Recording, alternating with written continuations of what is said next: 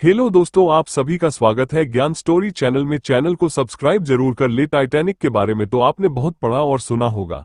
हम फिल्म की बात नहीं कर रहे हैं, बल्कि उस असली टाइटैनिक जहाज की बात कर रहे हैं जिस पर फिल्म बनी थी। दुनिया के सबसे बड़े जहाज के तौर पर विख्यात टाइटैनिक को डूबे 108 साल हो चुके हैं। लोगों को पता है कि उसका मलबा कहाँ है, लेकिन आज तक उस मलबे को समुद्र से निकाला नहीं गया है। क्या आप जानते हैं कि ऐसा क्यों है? नहीं ना? तो चलिए आपको इसके बारे में विस्तार से बताते हैं, जिसे जानकर आप हैरान हो जाएंगे।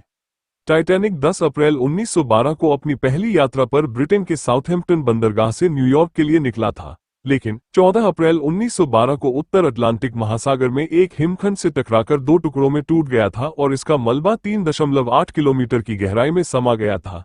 टाइटैनिक हादसे में करीब 1500 लोग मारे गए थे। इसे उस समय की सबसे बड़ी समुद्री घटनाओं में से एक माना जाता है।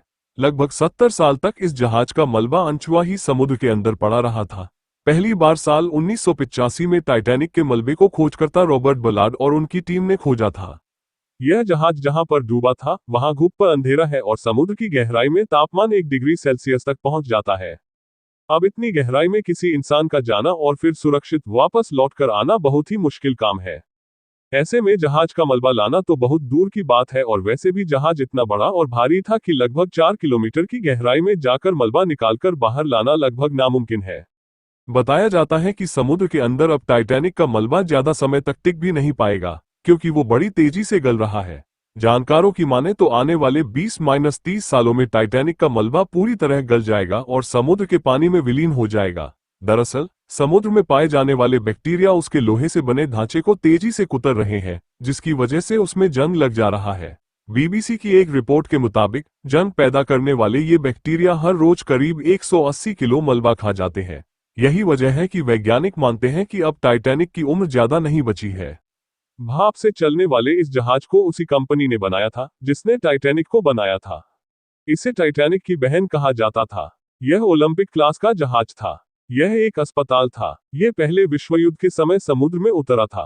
1915 से 1916 तक ही समुद्र में तैर पाया। टाइटैनिक से सीखने के बाद इसकी डिजाइन बेहतर की गई थी ताकि डूबे नहीं, सुरक्षित रहे। यह ब्रिटेन और डार्डेनेल्स के बीच सफर करता था।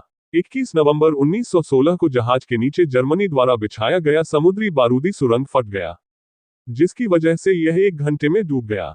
30 लोग मारे गए। हादसा एजियन सागर में ग्रीक आइलैंड ऑफ किया के पास हुआ था।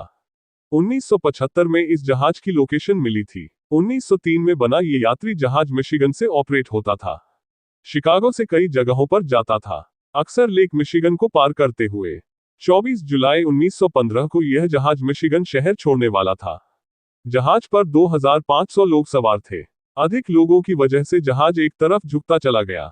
लोग जहाज से एक तरफ गिरने लगे और ज्यादातर लोग जहाज के पलटने की वजह से उसके नीचे दब गए। इसे डूबने में सिर्फ 2 मिनट लगे थे। 844 लोगों की मौत हुई थी। जहाज पर ज्यादातर अप्रवासी थे, जो चेक गणराज्य, Norway, Poland, Sweden, Denmark, Italy, Hungary और ऑस्ट्रिया से थे। हादसे की वजह ज्यादा लोग, जहाज का डिजाइन, निर्माण माना जाता है।